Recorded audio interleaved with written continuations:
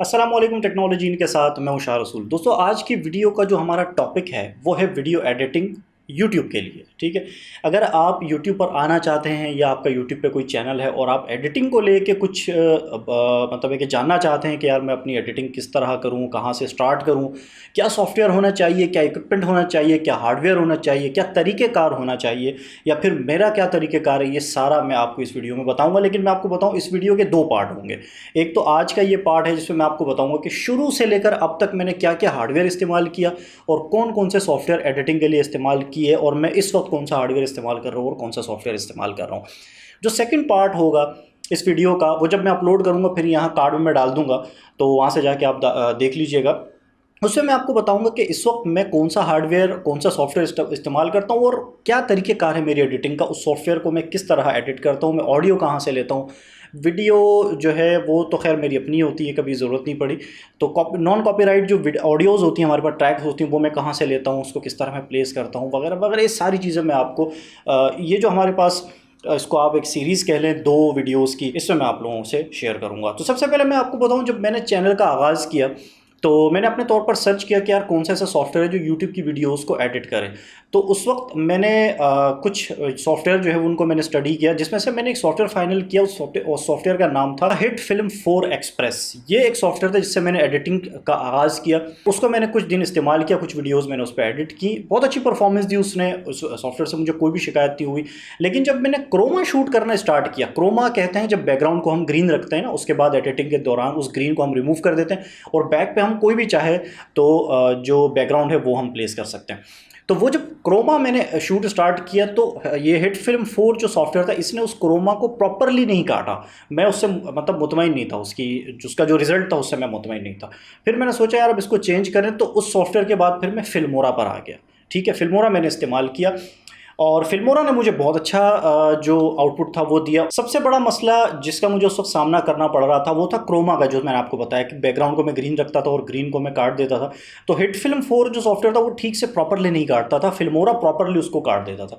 तो उसने मेरी वो मुश्किल आसान कर दी और फिर मुझे वहाँ पर कुछ और चीज़ें भी इजाफी मिल गई। तो फिल्मोरा जो है ना, मैं आपको कहूँगा अगर आपका नया चैनल आप स्टार्ट करने जा रहे हैं या फिर आप एडिटिंग को लेकर कोई अच्छा सोल्यूशन ढूंढ रहे हैं, तो मैं समझता हूँ सॉफ्टवेयर में इब्तिदाई तौर पर फिल्मोरा बहुत अच्छा सॉफ्टवेयर है। आप उसको इंस्टॉल करें, वो आपकी तमाम जो नीड्स होती हैं यूट्यूब की, स्टार्टिंग जो बेसिक नीड्स होती हैं वो आपकी वो पूरी कर देगा। बहुत अच्छा सॉफ्टवेयर है। तो मैं आपको बताता हूँ कि उस वक्त किस लैपटॉप का मैं इस्तेमाल, कौन सा हार्डवेयर में यूज़ करता था। मेरे पास एक लैपटॉप था, सेकंड जनरेशन इंटेल का डेल का लैपटॉप था और उसके अंदर तकरीबन 4 GB की रैम लगी हुई थी। उस 4 GB की रैम और एक मतलब साटा हार्ड डिस्क लगी हुई थी 500 550 GB तक की, वो मैं इस्तेमाल करता था और उसने मुझे यार बहुत अच्छी परफॉर्मेंस दी, मुझे कोई प्रॉब्लम नहीं हुई। फिल्मोरा मेरा उस पर बहुत अच्छा चलता था। लेकिन जब अभी आपको अगर याद होगा, मैं दुबई गया था और दुबई का एक व्लॉग मैंने अपलोड किया था। वो जब व्लॉग में एडिट कर रहा था तब मुझे फील हुआ कि नहीं यार, ये फिल्मोरा जो है ना, ये मेरे लिए कहीं कहीं मतलब एक रुकावटें पैदा कर रहा है, तो मुझे स्विच करना चाहिए। वहाँ मैंने इस चीज़ की जो ज़रूरत थी वो मैंने महसूस की। तो फिर मैंने सर्च करना शुरू किया। उससे पहले मुझे कोई प्रॉब्लम नहीं थी। जो इंडोर मेरी वीडियोस होती हैं जैसे ये है स्टूडियो के अंदर, वहाँ पे उसने बहुत अच्छी एडिटिंग की, कोई प्रॉब्लम नहीं हुई। लेकिन व्लॉग जो है ना, उसमें थोड़े से आपको ज़रा मतलब मसाला वसाला डालना पड़ता है, म्यूज़िक और एनिमेशन, ये सारी चीज़ें डालनी पड़ती है। तो फिल्मोरा जो है वहाँ पर मेरे लिए रुकावटें पैदा कर रहा था। तो उसमें मैंने सोचा यार अब मेरा ख्याल है इसको मुझे अपग्रेड करना चाहिए अपनी एडिटिंग की तरफ। फिर मैंने फोकस करना शुरू किया और फिर मैं आया एडोब प्रीमियर की तरफ। ठीक है, दो सॉफ्टवेयर थे, या तो एडोब प्रीमियर या final cut pro. Final cut pro का मसला ये था कि वो सिर्फ चलता है मैक के ऊपर और मैक जो है वो बहुत महंगे होते हैं, मैं वो अफोर्ड नहीं कर सकता था। प्रीमियर में अच्छी बात यह है कि वो विंडोज़ बेस्ड है, मतलब उसको आप मैक पे भी चला सकते हैं, लेकिन विंडोज़ बेस्ड भी है, विंडोज़ पे भी बहुत अच्छा चला सकते हैं। तो मुझे वहाँ पे हार्डवेयर चेंज करने की ज़रूरत नहीं थी, मतलब एप्पल की तरफ जाने की ज़रूरत थी, जो बहुत कॉस्टली था, मैं वो अफोर्ड नहीं कर पा रहा था। तो मैंने एक लैपटॉप परचेज़ किया, HP का 650 प्रो बुक थी, उसके अंदर 16 GB की मैंने रैम लगाई और 480 GB की मैंने एक साटा हार्ड डिस्क उसके अंदर लगा ली। उसमें मैंने एडोब प्रीमियर को इंस्टॉल किया और उसने मुझे बहुत अच्छी परफॉर्मेंस दी। काफ़ी हद तक, काफ़ी लंबे अरसे तक मैं एडोब प्रीमियर पे मैं मतलब उस लैपटॉप पे मैं एडिटिंग करता रहा। जब मैंने ये वाला स्टूडियो अपना बनाया, ये जो मैं वीडियो अभी बना रहा हूँ, ये वाला जो मेरा स्टूडियो जब मैंने बनाया, तो उस वक्त चूँकि ये मेरा घर के अंदर ही है, तो मुझे काफ़ी टाइम मिल गया एडिटिंग करने के लिए, अपनी एडिटिंग स्किल्स को मज़ीद बेहतर बनाने के लिए। तो वहाँ पे मैंने क्या किया कि आफ्टर इफेक्ट्स को भी जोड़ दिया, मतलब कुछ टेक्स्ट वगैरह और एनिमेशन ट्रांजिशन के लिए। इसके अलावा ऑडियो को बेहतर बनाने के लिए मैंने एडोब ऑडिशन का एक सॉफ्टवेयर है उसको मैंने इंस्टॉल किया, उससे मैंने अपनी जो ऑडियो थी उसको मज़ीद बेहतर किया। तो ये जब सारे सॉफ्टवेयर मिल गए ना, आफ्टर इफेक्ट्स स्पेशली, और उसकी जब एनिमेशन में लेकर आया प्रीमियर पर, तो फिर मेरा लैपटॉप जवाब दे गया।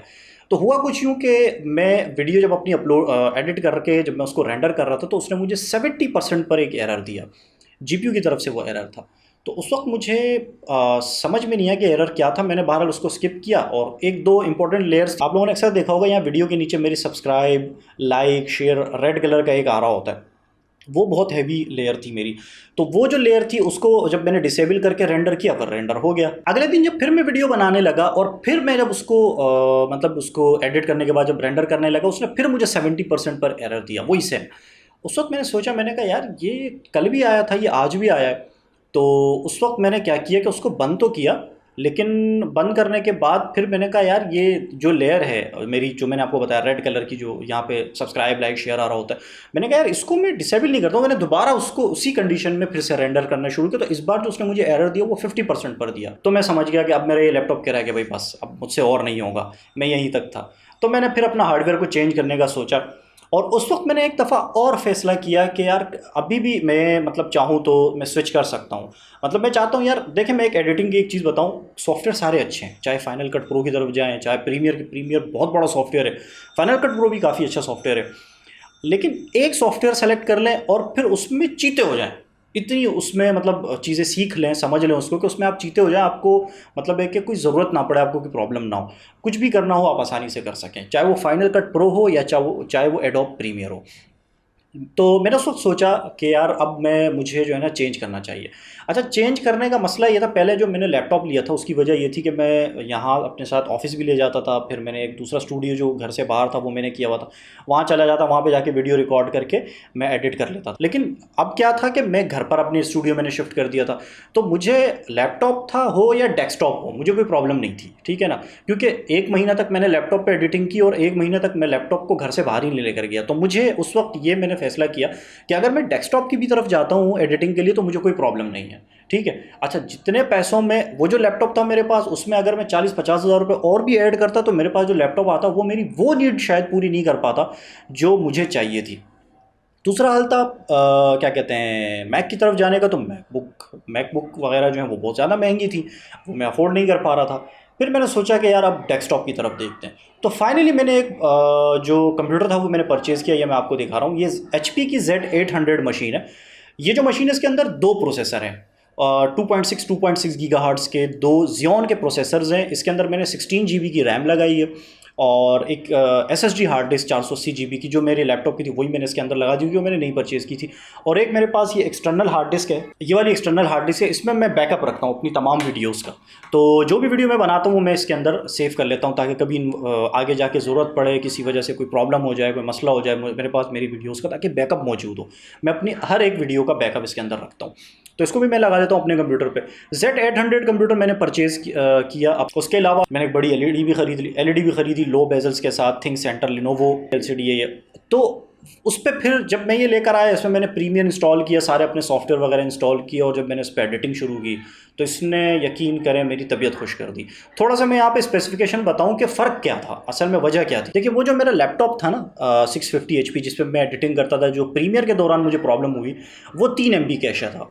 ये जो मेरे पास Z800 है ये 28 MB कैश है। वो जो मेरे पास लैपटॉप था उसके अंदर कम कोर्स थी, 2 थी या 3 कोर्स थी। ये जो सिस्टम है मेरा Z800, इसके अंदर 13 कोर्स हैं। तो कहाँ 2-3 कोर्स, कहाँ 13 कोर्स, कहाँ 4 MB कैश है, 3 MB कैश है, कहाँ 28 MB कैश है, बहुत बड़ा फ़र्क है। फिर इसमें मैंने एक इजाफी एक जो वीडियो कार्ड है वो भी लगाते हैं। वीडियो कार्ड के बारे में मैं आप लोगों को एक चीज़ बताना चाहूँगा कि जब भी आप एडिटिंग के लिए कोई वीडियो कार्ड ख़रीदें तो उसमें ये देखा करें कि एक तो मतलब मैं ये सजेस्ट करूँगा, हर एडिटर आपको ये सजेस्ट करता है कि आप एनवीडिया का जो कार्ड होता है वीडियो कार्ड वो लिया करें। और एनवीडिया के जो कार्ड होते हैं, वो जो भी आप कार्ड परचेज़ करें उसका मॉडल ले जाके आप एनवीडिया की जो वेबसाइट है उस पर आप उसको पुट करें, तो वहाँ पे उसकी स्पेसिफिकेशन निकल के आ जाएगी। उसमें जो क्यूडा कोर्स होते हैं, क्यूडा कोर्स, उसको देखा करें, वो ज़्यादा होने चाहिए। वो जितने ज़्यादा होंगे इतनी आपकी एडिटिंग में वो कार्ड बहुत ज़्यादा हेल्प करेगा, ठीक है, रेंडरिंग में और एडिटिंग में हेल्प करेगा।